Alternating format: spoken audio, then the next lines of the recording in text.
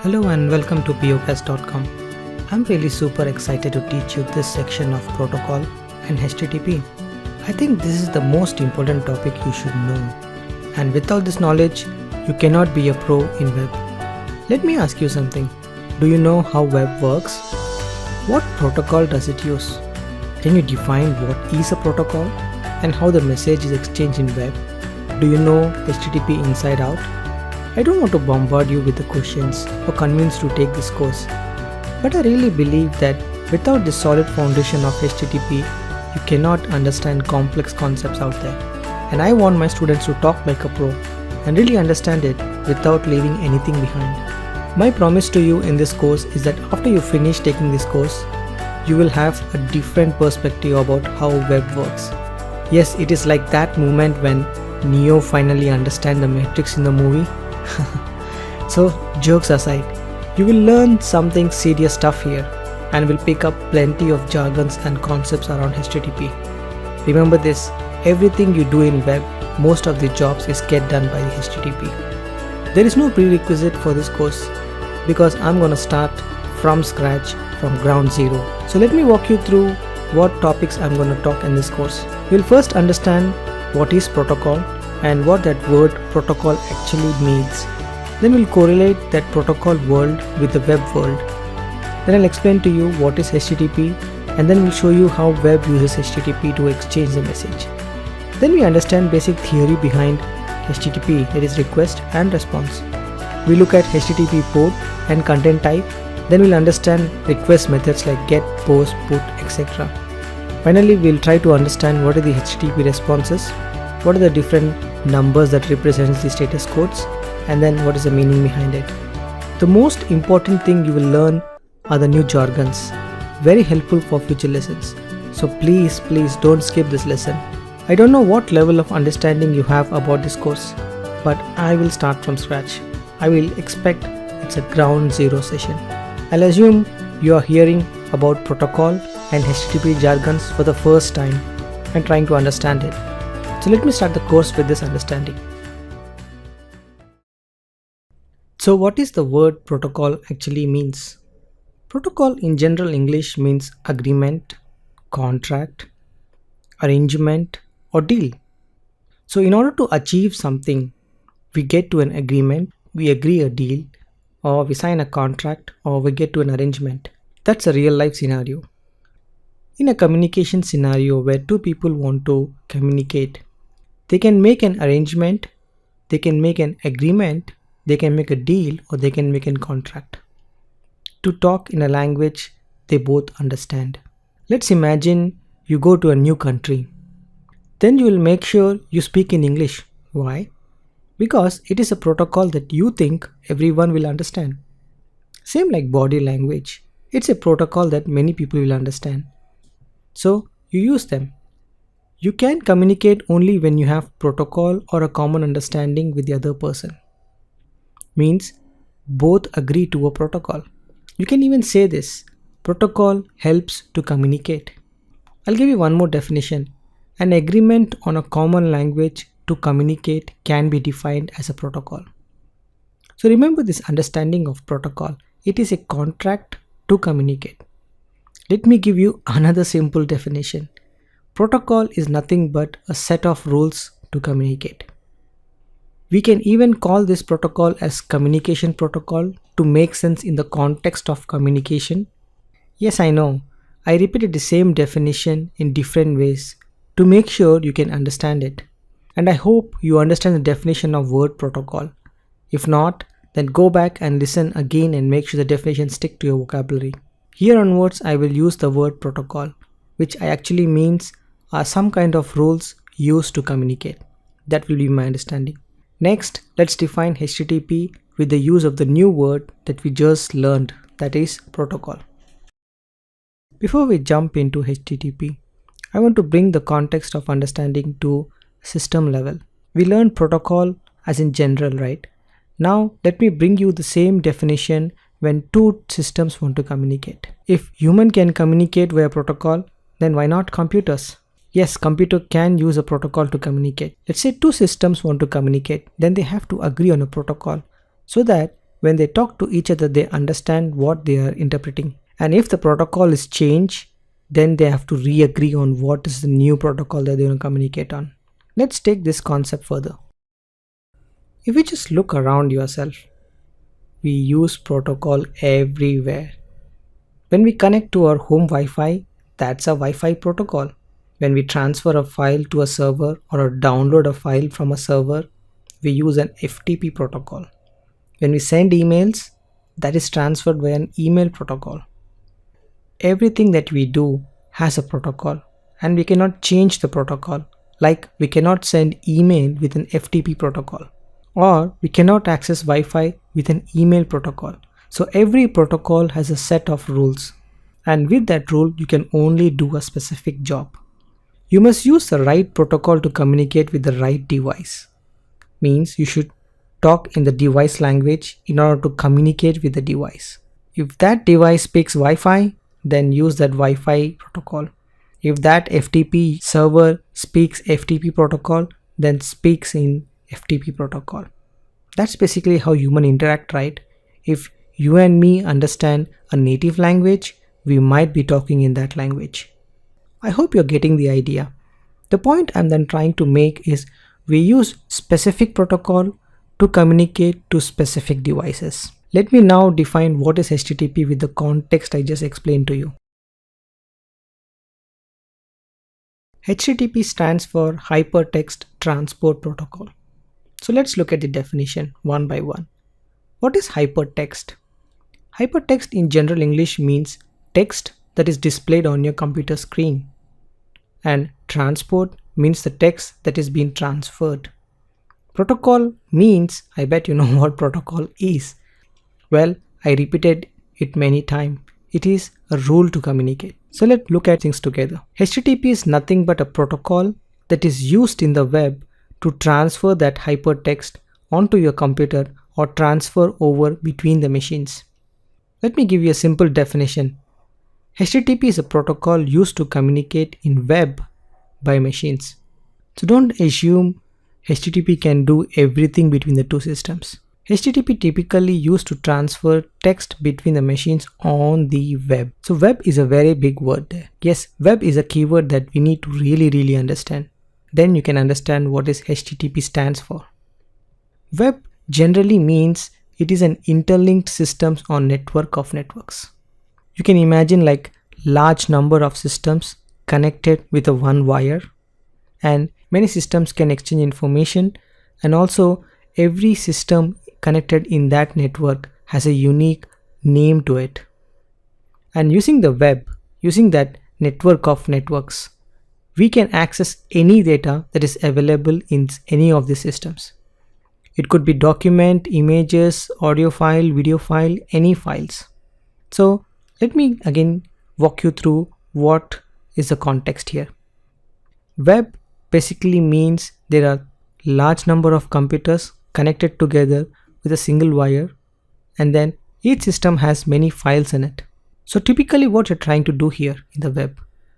So typically you're trying to get some data from the server residing in the web.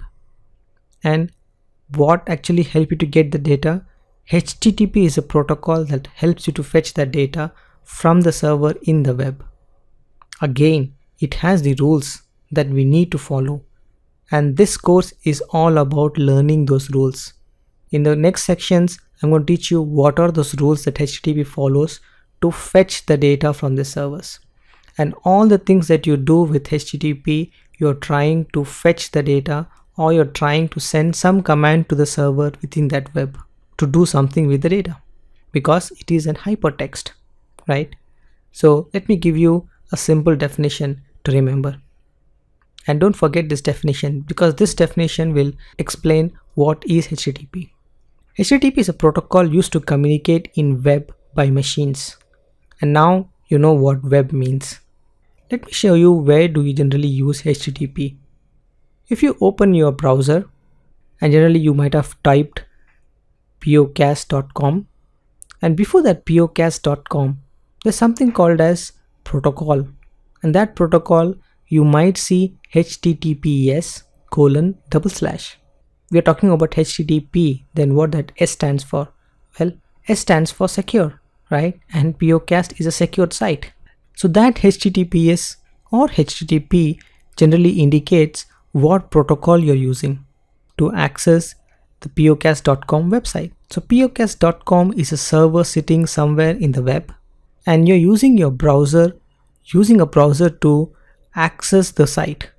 And all the thing that you're trying to do is saying to HTTP, that's our friend, HTTP, can you go and connect to this POCast.com server and fetch the site for me?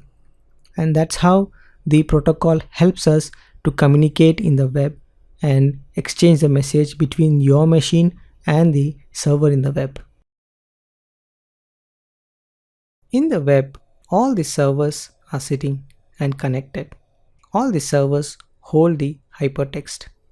So all you have to do is to apply the universal law, and that is ask and it is given. Well, HTTP works similar way. You need to ask, or your system need to ask to get that hypertext. And all we use is, one of the example is a browser. You ask via a browser to show something. That's how the request is fulfilled. And in the web of servers, we need to go and keep asking so that the server will keep providing you with the details you ask. And it's not something new, right?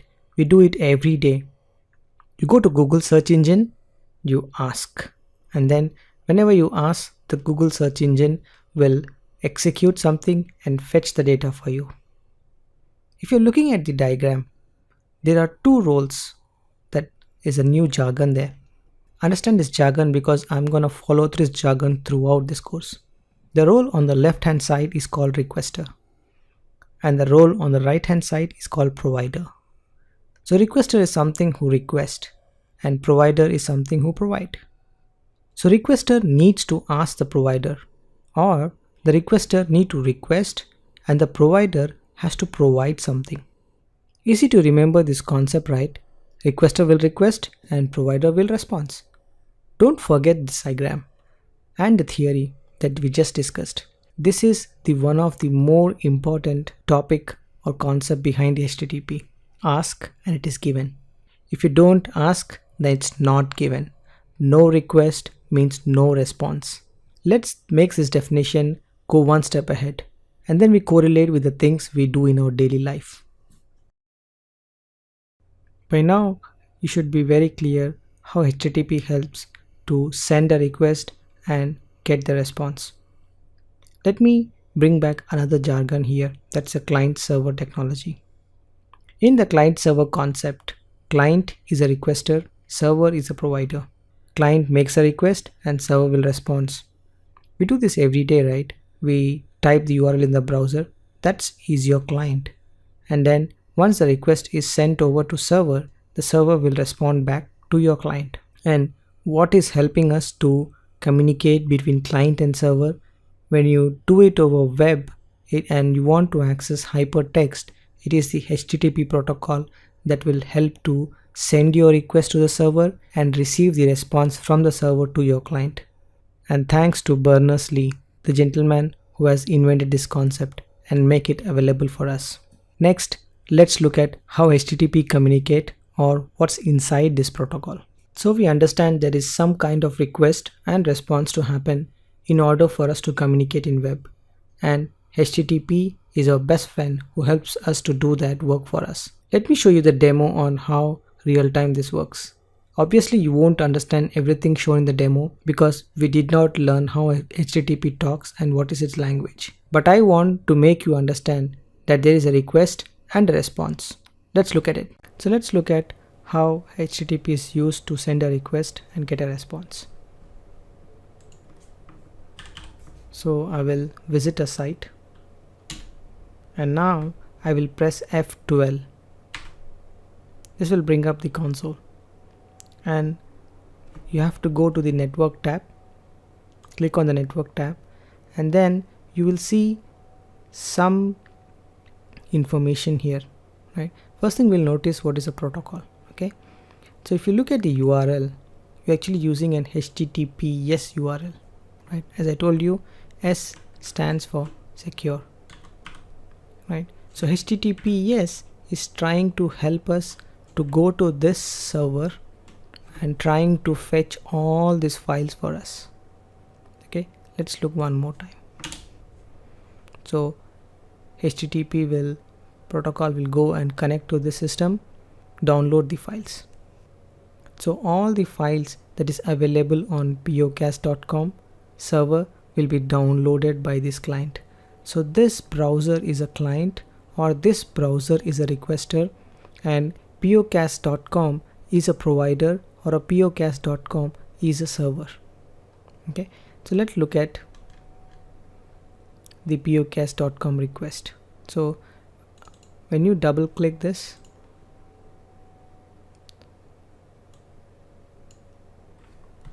I just double click this and I see this history. Okay, so let's review this. So let's say I press one more time.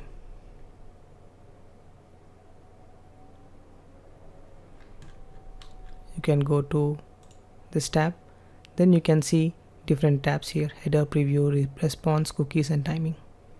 Let's look at the headers. So there is a request header and a response header. So we send a request, we get a response. So that is the definition that we have learned in terms of HTTP. So let's look at request. You might not be able to understand everything that is being sent over to the server, but I want to bring you the attention that it's saying I'm talking to you with a HTTP 1.1, means I'm using 1.1 version of HTTP to communicate to you. And where should the request should go? The request should go to pocast.com server. Now let's look at the response. You have to click the view source. The response says, okay, I understand that even I sent you a response with 1.1 version, and it's okay, it's nice. I mean, I acknowledge your request and I am sending you the data. And if it's unable to send the data, maybe you get a separate error, that is a 403 maybe, when you don't have access to the server, right? So this is how the request and response works. Let's look back into other definitions, and then we come back here and again relook into these definitions. In the hands-on, we have seen how the browser sends the request to the server and how the server responds with the HTTP response. I'm just trying to show you what is the structure looks like for an HTTP request and a response. The response or a request will look something like this. It will have a message header, then an empty line, and then it will have a message body. When you're sending a request without any data, then the message body is empty. And well, when a HTTP send a response to you, then the message body has the data. And what details are available in the message header? Let's look into it. Let me explain about the content type. Content type means when a request has been sent from our browser to a server, and from server to our browser, we are exchanging some data. Content type is generally a type of the data that has been exchanged between the two servers, right? So in a request header, if you're seeing the screen, the request header generally says I accept this kind of data. Means this client, my browser, is telling to server that I can accept text or an HTML based output.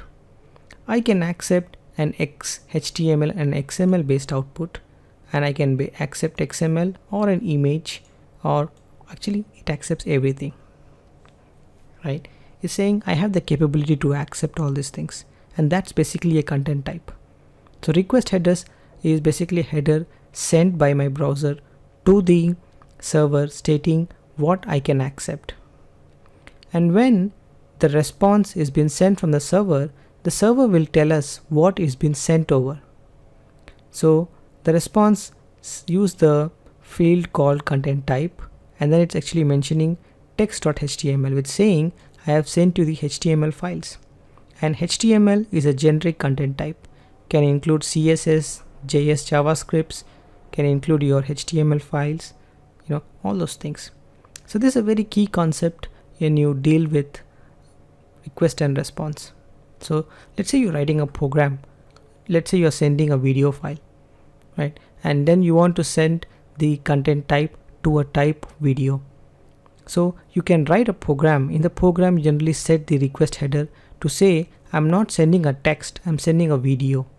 And then when the server reads it, it's a video, it might use a different method to accept the file, because it expects when it's a video, actually the content size will be higher. So it might change its mechanism to read the data. And in the similar manner, when server try to send the data to Chrome using the content type saying it's a video, the Chrome can change its behavior to say, oh, this could be a large file, so I better download this file, or better I show them right away, right? So content type is really an important topic in HTTP. Let me show you another property of the request that is called as request methods. If you look at the request headers, you can see the first is a general, right? General actually say request method is get, right? So it's actually trying to get something, right? And if you look at the request header parsed, you can see it's also a get method. So request method generally are many types. Request types are used by the requester to tell to provider what it want to do. The first request type is get. That's what we see. Get request type is used by the requester to tell to provider that it want to fetch something from a server. It's like downloading. The header request method is used by the requester to get the header information from the provider. The post request method is used by the requester to post some data to the server. Similarly, put is to store the data at the provider. Delete is to delete the data at the provider. Trace is to request a trace from a provider. Option is sent by the requester to request what options does provider support. And connect generally is used in a proxy scenario wherein you're trying to make an SSL connection. And there are other extension methods. Actually, there are many request methods. The most important ones are get, post, put, delete. So these are the 4 options you will use mostly in your interface development. Let's look at status response code, which actually means when a request has been sent to a server, how the server has processed that request and what happened at the server. Let's take an example. When the request has been sent to a server, the server could be crashed. The server don't know what to do with the request. The server could not find the resource that requester is asking, or the server is just crashed. So in those scenarios, there should be some responses sent back to the requester to tell him what happened, right? And that is the response status code. So if you look at the property here, you see a number called 200, and server is not gonna send a big text in a description stating what happened. It uses this shortcode notation to identify or to tell to requester to say this is what happened at the server. And 200 generally indicates it's a success. And if you look at the response header, you can find that 200, which means it's okay, means everything is success. Let's look at all the response code that is been sent over by the provider to the requester. It's a response code, so it's sent as a response by the provider. And you can find this response code as I showed you previously in the Explorer. Previously you have seen the status code 200 as an OK. So I'm just going to list out all the different codes that is been sent from a provider. If the code starts with 1, it actually means the request is received and server is continuing the process. Why server want to send 100 or 101 information back to requester? So it basically could be a technical act to say, I received your message, but I'm still processing it. The 200 generally say, okay, I understood your request and this is the output, and everything has been served. 3 means it's a redirectional, wherein a further action must be taken in order to complete the request. When you see a status code starting with 4, means it is an error. All the status codes with 400, 401, 403 are error status codes, which could be result into a bad syntax, or the request is not been understood, or the resource is still not there on the provider and then requester is requesting for it. And anything that starts with 500 is basically a server error. It's not the issue with the requester. Requester might ask anything that's available on the server, but server could not provide it because of the server have some internal issue. That's when server will provide a status code starting with 5, which means server failed to serve the request. Port you can think like a small holes to the computer, through which server accepts the data and sends the data. Server provides number representation to each of these ports. You are using HTTP request or response, it will be 80 port. If you are using an HTTPS based request and response, then it will be 443 ports. If you have to imagine server as a bottle of water. Then port are the small holes that you drill through it, through which you can actually extract the water. Similarly, if server accepts HTTP, it will open 80 port. If it accepts secured connection, that is HTTPS connection, it will open a 443 port on its server. So remember these numbers, they are fixed, they are standards, but it can be changed. So whenever someone say I'm connected to an 80 port or can you connect to an 80 port, they are referring to a standard port. And HTTPS generally is a 443. When it's secured, actually the data is encrypted. Even at the client side, even at your system side, you will be sending all your HTTP data via that same port. It's like client will come to a server water bottle and put a glass on the port 80 and request for water, then server will respond with the water. In web, when you type the URL in the browser, your system based on HTTP 480 or HTTPS for 443 will make a connection to the server's IP to that port to request the data. This is visible in the logs on which port the server is responding the data. And any system can change this default port to any other number they want. It could be like 8080 or 8181. I'm just giving you a representation, but the numbers could be anything. How to identify the port? So every server has an IP address, right? So we define a port after the IP address. We put a IP address, colon, and the port. And that port is not visible when you typed pocast.com because you're not referring to that IP. You're referring to an host name. Host name are generally a virtual name given to an IP. So instead of typing that big numbers, you can just type the host name.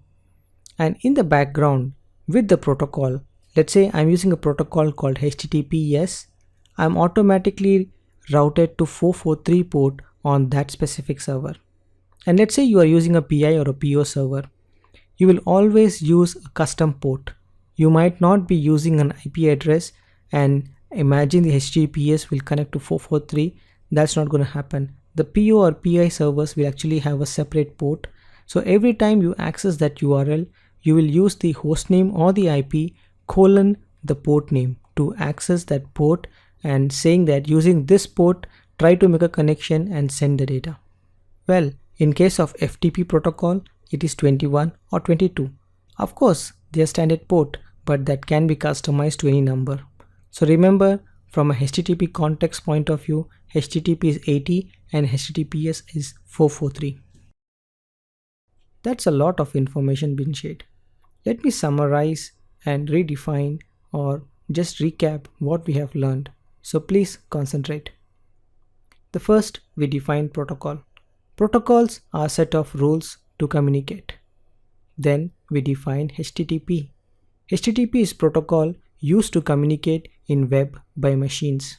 Then we define two roles. One is requester and another is provider, wherein requester will ask or request, provider will give or response. What's the usage of the HTTP? HTTP protocol helps to establish communication between our web browser and destination server. HTTP request and response will follow a common version, and HTTP request will inform server which one to use. HTTP request format has message header and message body separated with an empty line. Same for HTTP response. HTTP request and response will communicate about the content type they are exchanging. Request will say what it will accept and provider will say what type of content is sent in the response. And ports are used to exchange the message. HTTP use port 80, HTTPS use port 443.